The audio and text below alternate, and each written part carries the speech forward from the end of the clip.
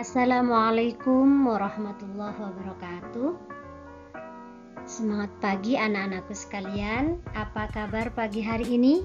Alhamdulillah. Semoga kita semua diberi kesehatan oleh Allah Subhanahu wa taala sehingga kita bisa menjalankan aktivitas belajar di kelas dengan sehat walafiat.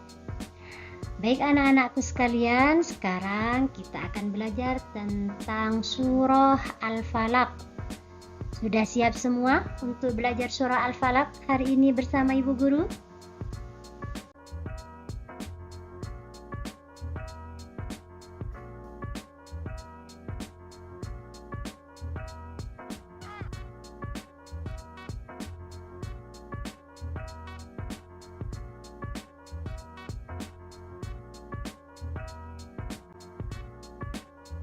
Selanjutnya perlu diketahui bahwa tujuan kita belajar surah Al-Falaq pada hari ini yaitu bagaimana mengenal surah Al-Falaq, seperti apa itu surah Al-Falaq, melafalkannya, lalu mengartikan, menghafalkan, dan memahami artinya. Setelah itu membiasakan diri tilawah, tadabbur, serta mengamalkan pesan yang terkandung dalam surah Al-Falaq itu dalam kehidupan sehari-hari sebagai langkah awal untuk menghayati dan mengamalkan Al-Quran dalam konteks beragama.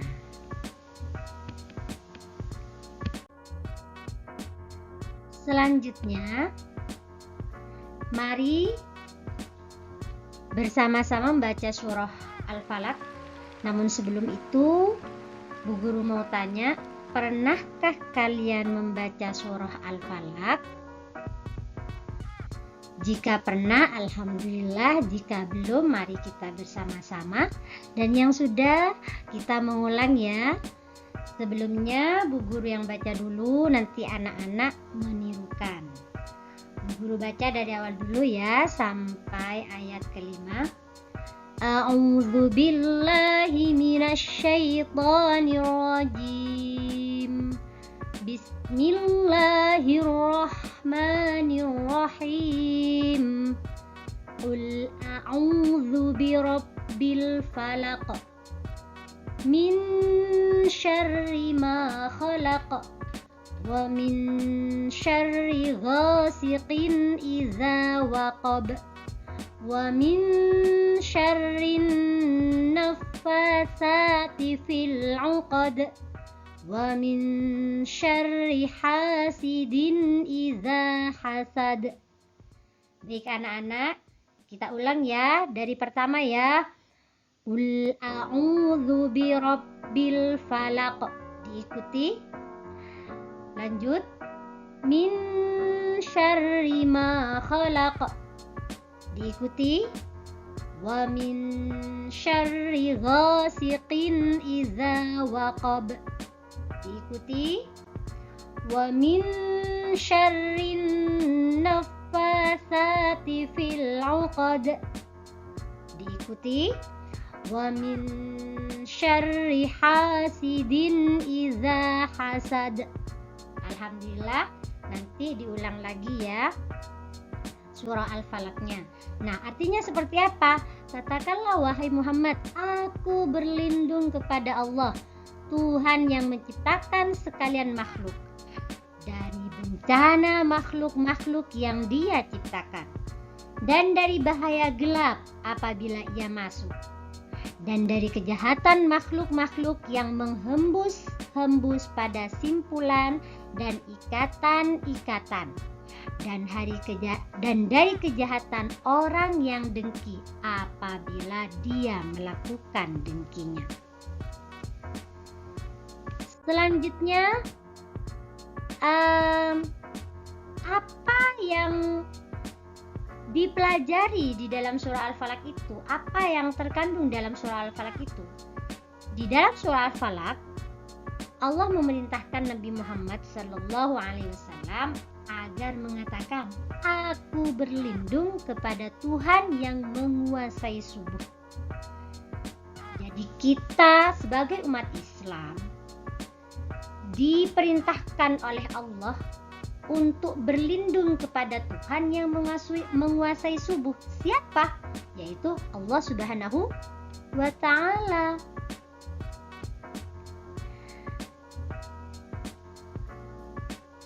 Nah, di sini dijelaskan ya dalam slide ini, maksudnya Allah memerintahkan kepada Nabi dan umatnya selalu berlindung kepada Tuhan agar terpelihara dari kejahatan.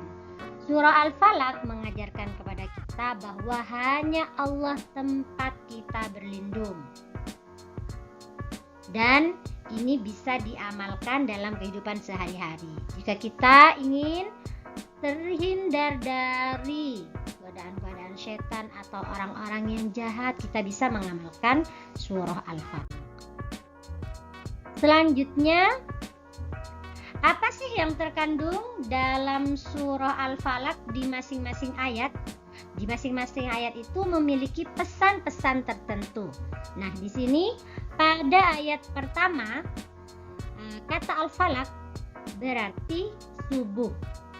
Di ayat 1 maknanya adalah permohonan perlindungan pada Allah Subhanahu wa Ta'ala, sang penguasa subuh dan seluruh makhluk.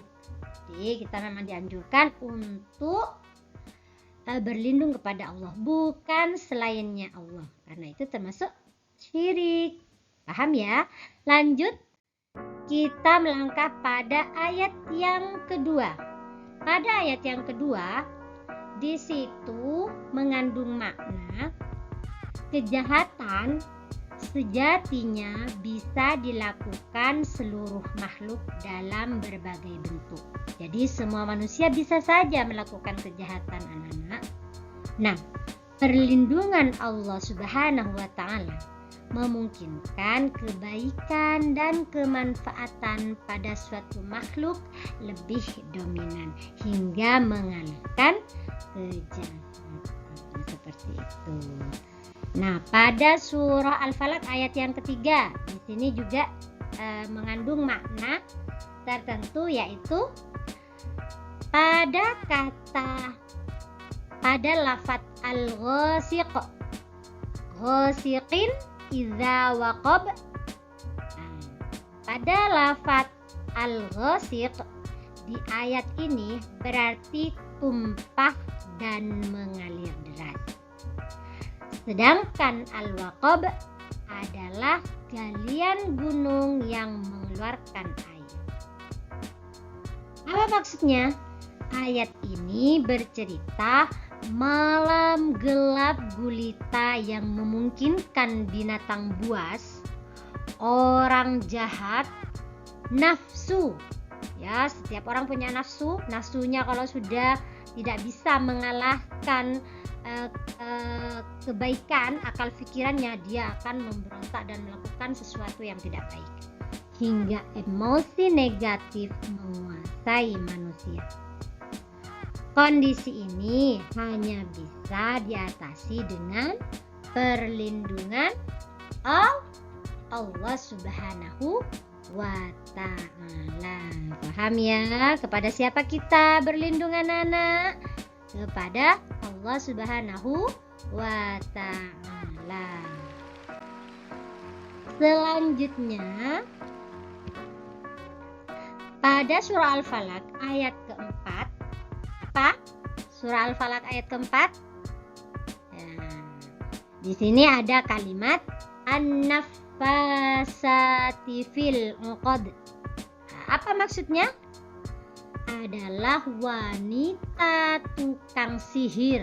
Tahu wanita tukang sihir? Wanita-wanita itu ada yang jadi tukang sihir, yang mengganggu dan menyakiti dengan menipu indera.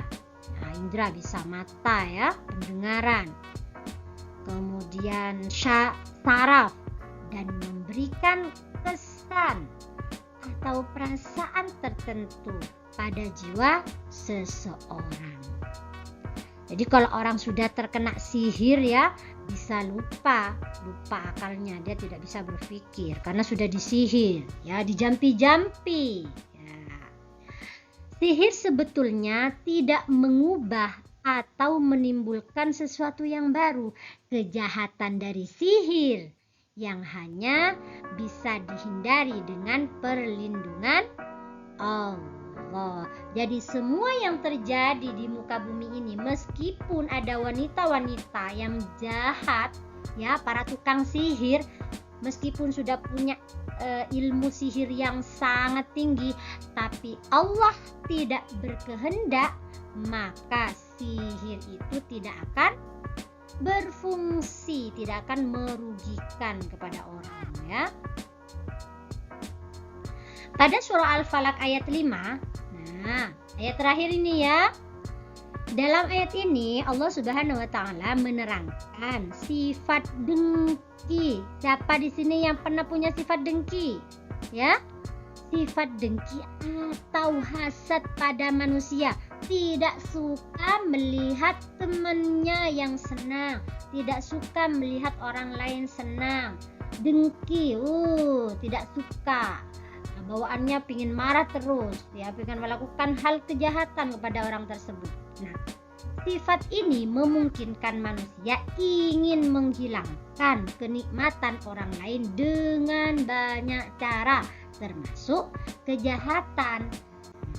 Sayangnya sifat hasad kadang timbul tanpa sengaja hingga tidak diketahui penyebabnya, begitu. Pernah kan ada orang mungkin kita tidak pernah melakukan salah kepada dia, ternyata dia malah berbuat tidak baik kepada kita. Nah, ini terkadang, ya, sifat hasad itu timbul tanpa sengaja, tidak diketahui penyebabnya. Nah, kita mungkin bisa menghindari orang tersebut, tapi kita juga berhati-hati. Takutnya kita juga dihinggapi rasa hasad atau dengki kepada orang lain. Makanya kita semua harus berlindung kepada Allah dari godaan-godaan setan, dari hati yang tergerak untuk melakukan kejahatan. Menghadapi risiko tersebut, sudah selayaknya Muslim senantiasa mohon perlindungan kepada Allah Subhanahu wa Ta'ala. Perlindungan Allah Subhanahu wa Ta'ala memudahkan seorang Muslim bertindak dan mengambil keputusan tanpa menghadirkan sifat hasad.